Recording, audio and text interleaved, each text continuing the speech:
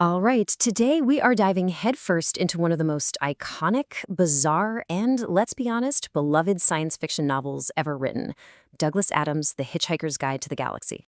So right off the bat, the book hits you with this premise. It's so utterly mundane, and at the same time, so cosmically catastrophic that you have to know more. An interstellar bypass. That's it. That's the reason our entire planet gets vaporized. And just when you think it can't possibly get any stranger, the book gives you this, the ultimate answer to the ultimate question. And it's a number. An answer so simple, so random that it just completely shatters any expectation you had of some deep cosmic wisdom. And yeah, this is the wonderfully absurd world we're about to explore. Look, this is a story that is absolutely hilarious, but it's also deeply philosophical, wonderfully chaotic, and, well, totally unforgettable. So if you've never read it, you are in for a serious ride. At its heart, the whole novel is basically a road trip. It just happens to be in space. And it all kicks off with our hero, Arthur Dent, who is having what is, objectively speaking, the worst day in all of human history. What's amazing is just how quickly everything escalates. We meet Arthur, who's a perfectly normal guy, and literally, moments later, his planet is gone. He hitches a ride on a spaceship with his friend, Ford, only to discover that Ford isn't from Guildford after all. No, he's from a small planet somewhere near Betelgeuse. And just like that, they're off on this completely unplanned, totally unpredictable journey through the stars. And this, right here, illustrates the central theme perfectly. Throughout their journey, Arthur and Ford run into the most bizarre planets, ridiculous governments, and, yes, deeply depressed robots. Nothing works the way it's supposed to. The universe is a baffling, illogical, and often really frustrating place, which, if you stop and think about it, sounds an awful lot like our own lives, doesn't it? Okay, let's talk about what truly makes this book a one-of-a-kind. It's that unique and incredibly intelligent brand of humor. It's the engine that drives this entire thing. So the book's humor, it has a few key ingredients, right? It's got that classic British dryness, it's just dripping with sarcasm, and it fully 100% embraces the absurd. But hiding underneath all that is this razor-sharp intellect that's constantly playing with language, logic, and even scientific concepts.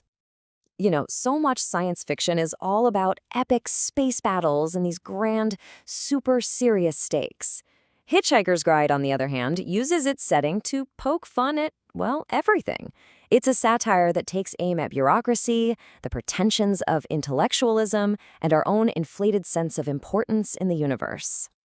And that really is the magic trick here. Because it refuses to take itself seriously, the book is free to explore some really complex ideas in a way that's disarming and incredibly effective. The jokes aren't just there to be funny. They're actually vehicles for some very, very clever commentary. And this satirical spirit is just perfectly embodied in its cast of unforgettable characters.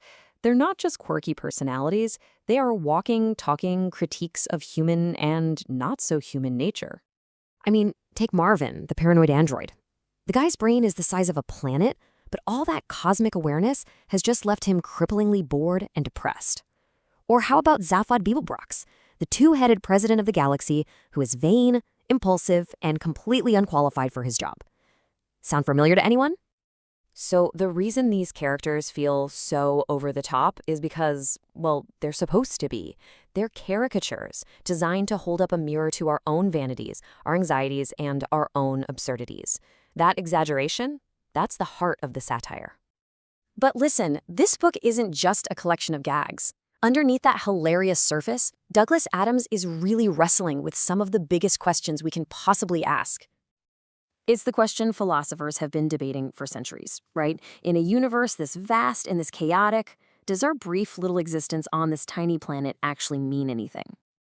And to follow that up, does the cosmos even notice that we're here? Are we special, or are we just, a random occurrence? Like Carl Sagan said, just a mote of dust suspended in a sunbeam. And here is where the book offers its most profound and, honestly, its most comforting piece of wisdom. The answer seems to be, probably not. The universe is pretty indifferent. And you know what? That is perfectly okay. So the real takeaway here is this.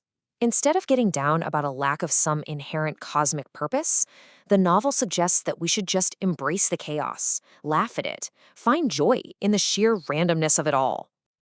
Ultimately, what The Hitchhiker's Guide is telling us is that if you're out there searching for some grand final answer, you're kind of missing the point. The meaning isn't found at the end of the journey. It's found in the ridiculous, confusing, hilarious, and wonderful trip itself.